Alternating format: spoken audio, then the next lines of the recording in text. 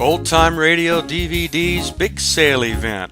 From September the 1st to December the 31st, 2018, I will be making all of our collections available. That's all of them. If you've ever wanted to own one of these collections and you've put it off, don't put it off any longer. I will never be able to offer these again. The collections are perfect gifts for family and friends. Go to oldtimeradiodvd.com today and place your order. Don't wait. Please allow up to 2 weeks for delivery. Share this information with everyone you know. The fantastic deal of a lifetime to own one of these marvelous collections. Go to oldtimeradiodvd.com today and place your order. You'll be glad you did.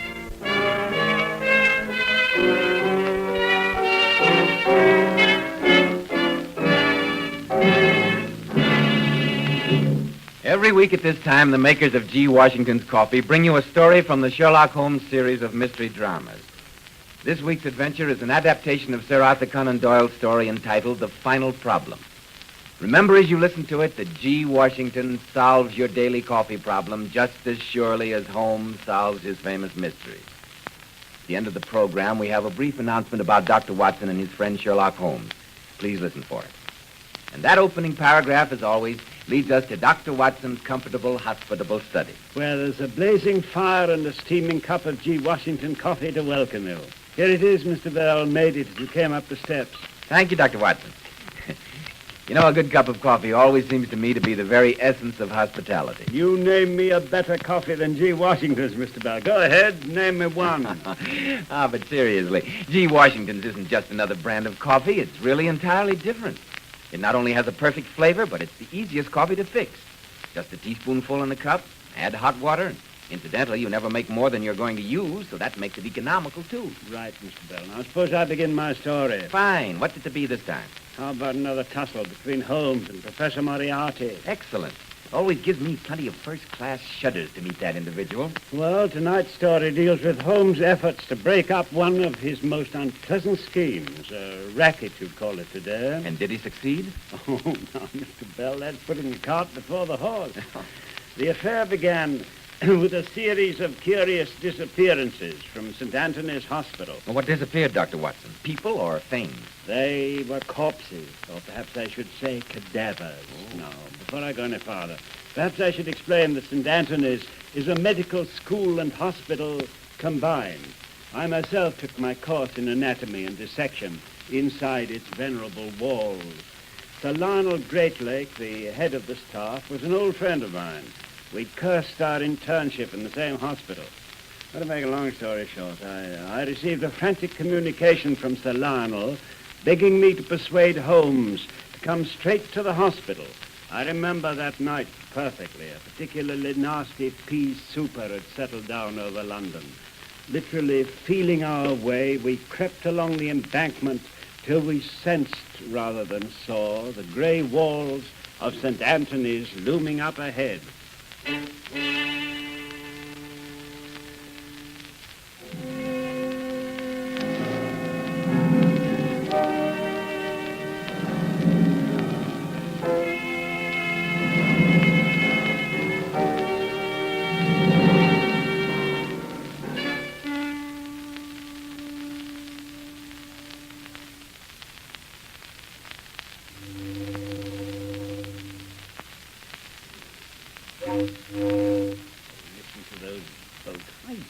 Foghorns always have to sound so mournful.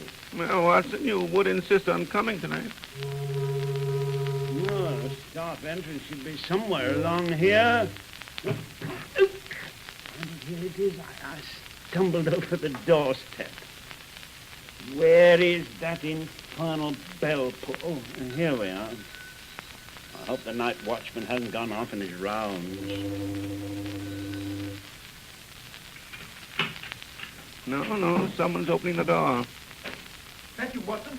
The fog, I can't see very clearly. Oh, it's me right enough, Leo. I brought Sherlock Holmes along with me. Oh, thank heavens. But come in. Holmes, this is my old friend, Lionel Greatlake. Ah, delighted. Honored, and I may say grateful and relieved. This is the 6th theft inside of a month, Mr. Holmes. Got the place in an uproar. Nurse is having hysterics. Patients insist on going home. I take it you're alluding to the cadavers which have been stolen recently. Yes, Mr. Holmes, you know how jealous a hospital is of its reputation. The least little breath of scandal Oh, cheer up, Leo. Maybe it's just a prank of one of the lads. You know what medical students are. That's what I thought when we found the first body missing 4 weeks ago. But now that 5 have been stolen, oh no, that's carrying a joke too far. They tried to get away with another this evening. Really? I just happened to drop into the dissecting room in time to stop it. The minute I opened the door, I knew someone was in there, but he slipped out the side way before I could light the gas. But come and see for yourself. Follow me. The laboratories are in this wing. Old mausoleum. Looks familiar, Leo. Remember when we used to sneak a forbidden smoke behind that broom closet? I wish to heaven life were as simple nowadays. Deuced place is like a beehive, buzzing with suspicion. No wonder we've been able to keep it out of the papers. Here we are. Just 1 second till I unlock the door. That's it. Now, just let me turn up the gas. Well, there we are. Quite impressive. I see you have all the latest improvements. Oh, that gentleman in the corner. I take it he was the object of tonight's attempted abduction. Yes, Mr. Holmes, that's the corpse. Splendid specimen, too. Face a bit the worse for wear. Otherwise, a splendid body. Yes, we were most anxious not to lose him. He must be fairly recent. I see there have been no injections of the preserving fluid. Quite right, Mr. Holmes. He died only this afternoon.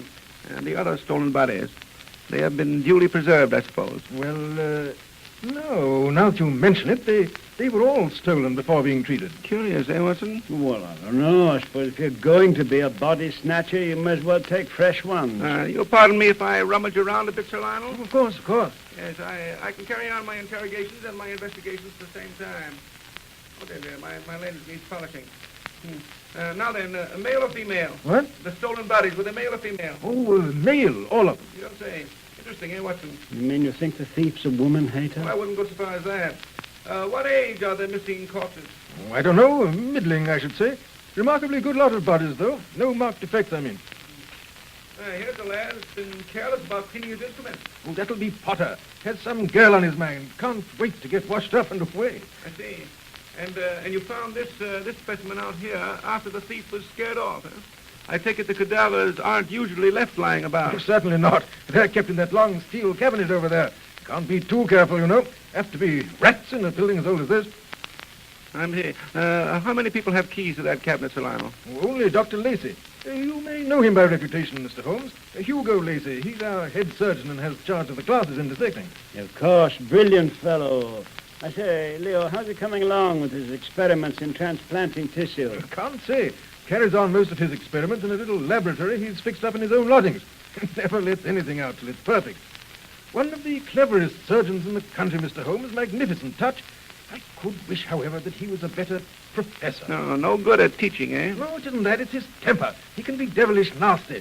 And let him catch one of the lads with an instrument bent out of place. Oh, it's a phobia with him, Mr. Holmes. A place for everything and everything in its place. I trust young Potter sets his things to right before Lacey sees them. Oh, this is the door through which the thief escaped, I take it. Yes, I bolted it on the inside, as you can see. Yeah, that's that. I think I've seen all there is to see. Found anything, Holmes? Yes. There's what you might call an overabundance of clues.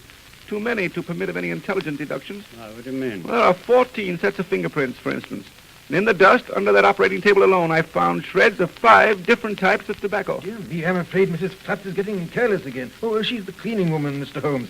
Dr. Lacey is always complaining that she's inefficient. Well, Mr. Holmes, if you've finished your investigation, perhaps you can advise us how we should act in this matter. Now, before I do that, suppose we come to an understanding.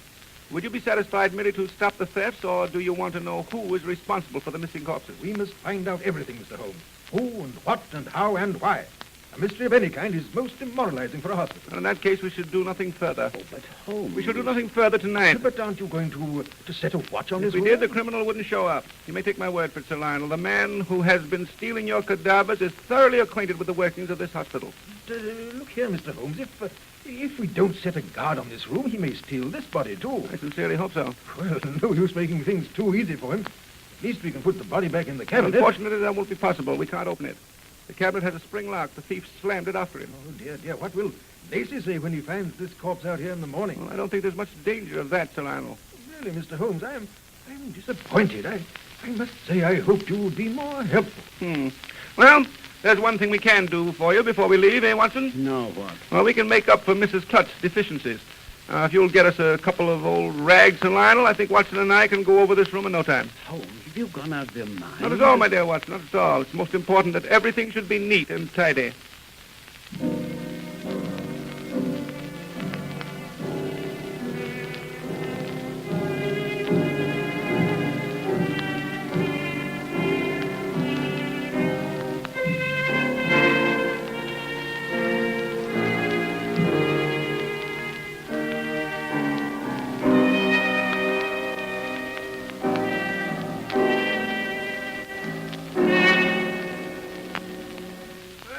Well, it's a nice brisk day, eh?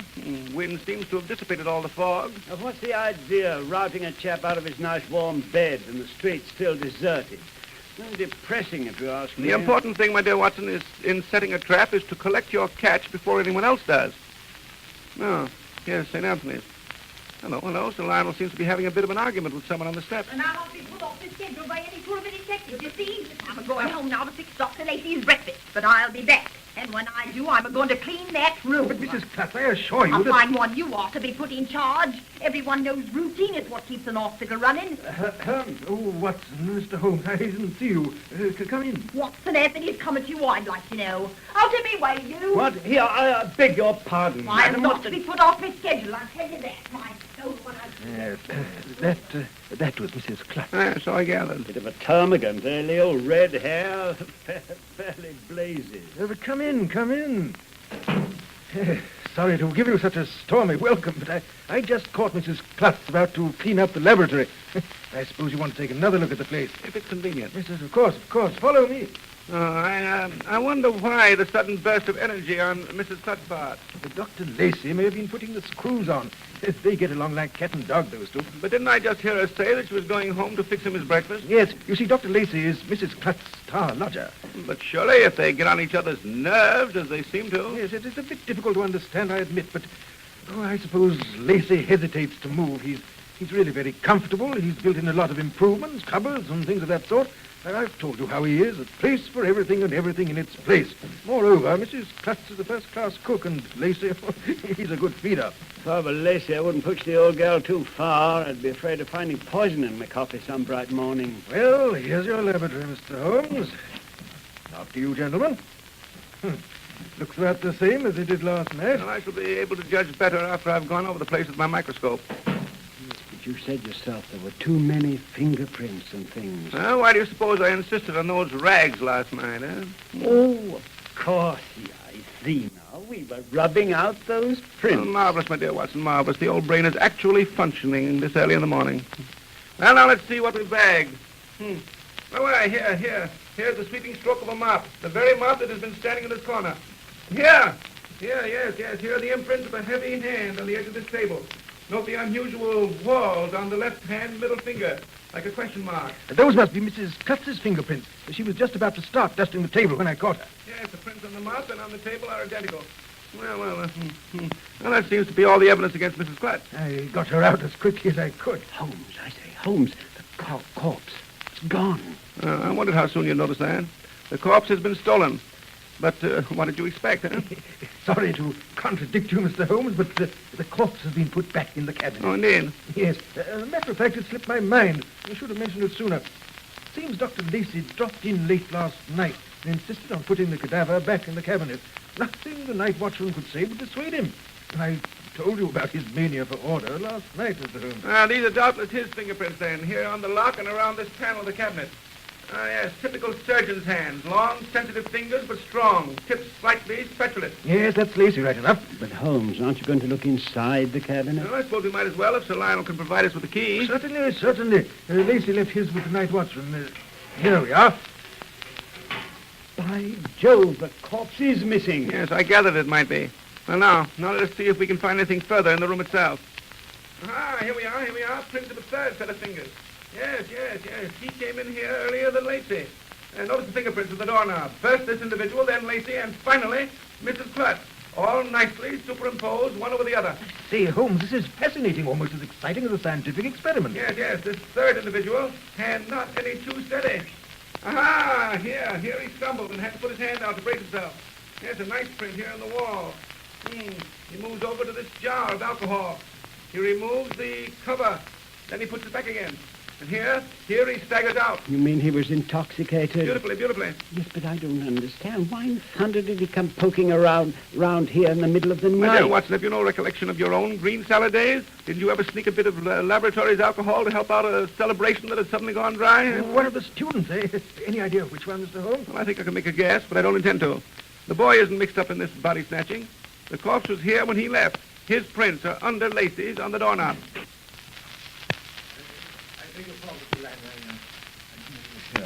What is it, Potter? Oh, I just thought I'd slip in and polish up my instruments before those petticoats get... I beg your pardon, sir. Before Dr. Lacey gets to look at them. I'll come back later. Well, not all. Come right in. We're just leaving. Yes, but Holmes, we haven't discovered anything Oh, but yet. we have, Watson, we have. We know for sure that either Lacey or Mrs. Klutz is involved in this business. Possibly both. Yes. I suggest we go to pay the Klutz ménage a visit. Well, I'll be glad to take you over myself. Potter, you look a bit fagged this morning. Oh, I'm all right, sir. A bit liverish, that's all. Well, don't let it get you down. Come along, Watson. Oh, Mr. Potter. Yes, sir? Well, they tell me tomato juice is an excellent antidote for raw alcohol.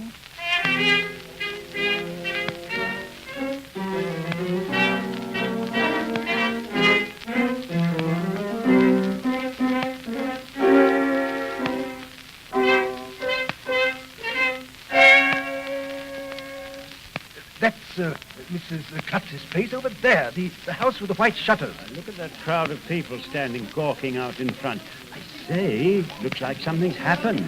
Yes. There's my favorite watchdog of the law, Inspector Lestrade, Scotland Yard, standing in the doorway looking important.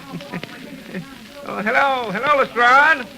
What's up, eh? Plenty. A woman by the name of Klutz has just murdered her lodger, Dr. Lacey. Well, I told you she'd do it someday.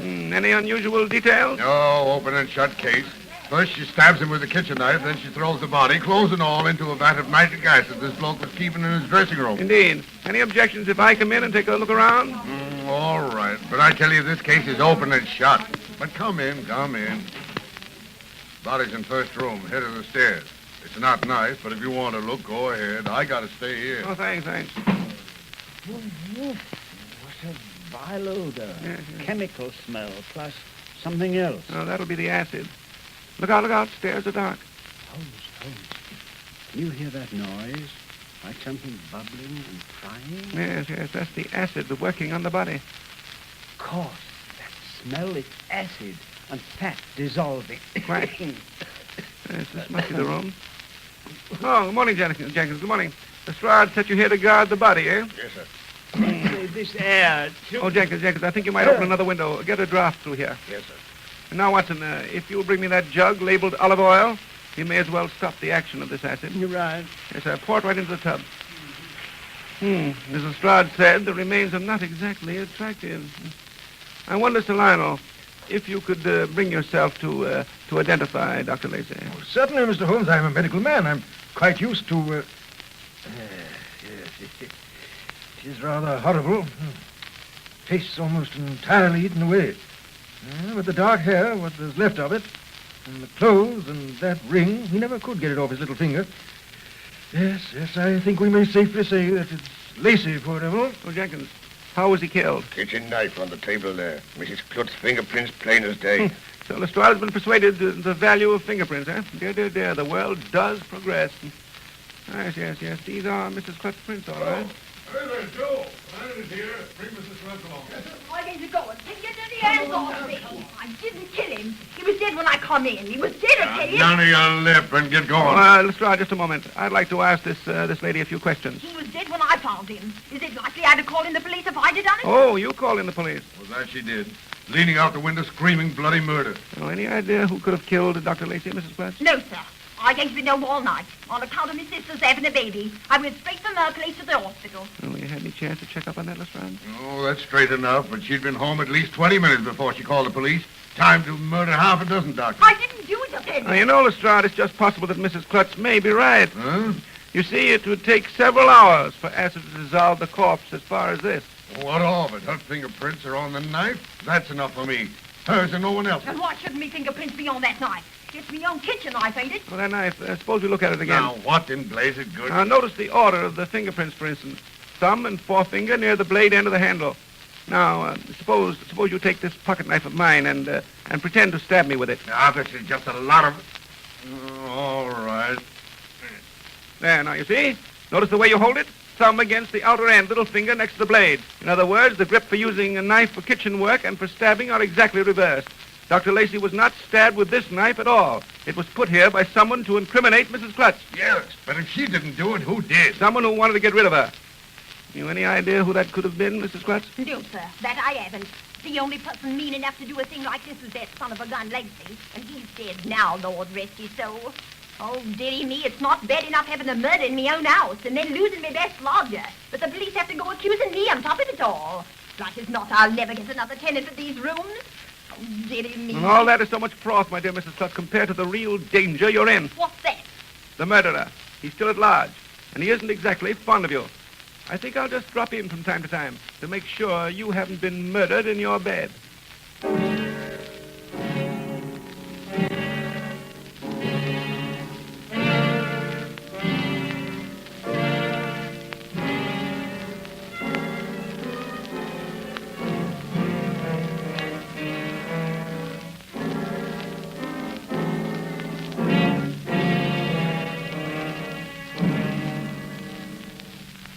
Really think Mrs. Klutz is in danger? Holmes? Obviously, Watson, obviously. Confounded, why doesn't she answer the bell? If anything's happened, and... Oh, yes, here she comes. Oh, good afternoon, gentlemen. Please to step inside. I'd have come to the door sooner, but I was upstairs cleaning out Dr. Lacey's suite. Would you believe it? I've got a tenant. You don't say. Well, does he know its history? Yes, sir, that he does, but he says he's not superstitious. Oh, how fortunate. What's he like? Well, he's a German. Professor or something. Come here to carry on some experimenting with Dr. Lacey. Dr. Lacey told me he was expecting him only last week. And so when he come asking for Lacey this morning, and I told him what had happened, right away he asked if Dr. Lacey's notes and instruments were still here. And when I said yes, he said he'd move right in and carry on where Lacey left off. Would you mind coming upstairs while I finish my work? Well, lead the way, Mrs. Klutz, lead the way. He's a nice-looking man, too. Blonde with a beard. He limps a little. Oh, it'll be a relief, I tell you, after that, Lacey. He was getting queerer and queerer going out at all hours of the night. I declare I was on the verge of telling the police to keep an eye on him more than once. Well, here we are. Just you sat on the sofa. Now what in the name of... Well, from what I can see out of the window, I should say that your new lodger has arrived. Saints preserve us. Excuse me, gentlemen, when I let him in. Holmes, don't you think we'd better be going? In a moment, Watson, in a moment. Plenty of time. This way, please. Look up at the turn of the stairs. Oh, my, ain't it hot? Oh, Mr. Holmes. This is Herr Gluck... Professor Gluckfeder, to befehl. How do you do? Delighted. Sorry I had to come all this way and then find a friend dead. He is no friend. He is what you call a colleague. Mrs. Klutz, the portmanteau on the bed, please. Yes, sir. Well, I know Mrs. Klutz will make her comfortable. I trust you had better luck than Dr. Come, Watson, come. We must be going. You see, Professor Gluckfeder, we were the detectives on this case. Don't you have found? Nothing, I'm afraid, nothing. These are my notes on the case. I'm really rather ashamed of them. Would you mind if I burn them here in your fireplace? Oh, not at all. Thank you. Oh, dear me. I don't seem to have a match. 1 moment, I'll get you some here in the drawer of this table. Ah, here you are. A nice little box. Thank you, Dr. Lacey. Huh? I thought you would know where to find them. A place for everything and everything in its place. Yes, I was sure you would be drawn back to these rooms. Me? You think I am Dr. Lacey? He is dead, murdered. No, that wasn't Dr. Lacey in that tub of acid. It was one of the bodies he had stolen from St. Anthony's. It had a rather curious conformation of the bones of the right foot. I had seen it the night before, so of course I recognized it. Your misfortune, Dr. Lacey. But these foot, sir, what is all this rubbish? And you see, it came to my attention not long ago that Professor Moriarty was getting in touch with quite a number of heavily insured businessmen. One after another, these men died. But by and by, the insurance companies became suspicious. I was told to investigate. I discovered that on several occasions, Professor Moriarty had called on Dr. Lacey. Dr. Lacey, who was experimenting with facial surgery. Dr. Lacey, who had access to any number of corpses from St. Anthony's. Well, in time, I began to suspect that Dr. Lacey was working on these dead bodies and transforming them so they would look like the gentlemen who wished to collect their insurance. Professor Moriarty made a handsome profit, I believe. Unfortunately, though, I couldn't prove my theory. It is crazy. No one would believe it. No, so I found. Then what good does it do you? Just this. When you're in prison, the whole scheme will fall to the ground. I am not Dr. Lacey. You have no proof. There you are wrong, sir. This little matchbox which you just handed me contains all the proof that I need. On it is a set of fingerprints, which is identical with some on the cabinet door in the laboratory of St. Anthony's. And those fingerprints are known to be Dr. Lacey. Holmes, it's magnificent. Elemental. Phenomenal. Elemental, my dear Watson, elemental. And